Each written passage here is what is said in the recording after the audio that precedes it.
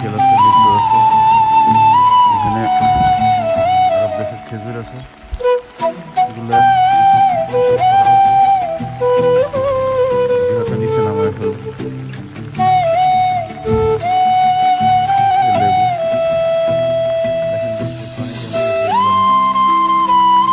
শেওলা ধরে গেছে ছাদে অনেক বড়, আজকে 10 থেকে 15 দিন একটানা বৃষ্টি হইতেছে, ছাদের মধ্যে শেওলা আসে গেছে।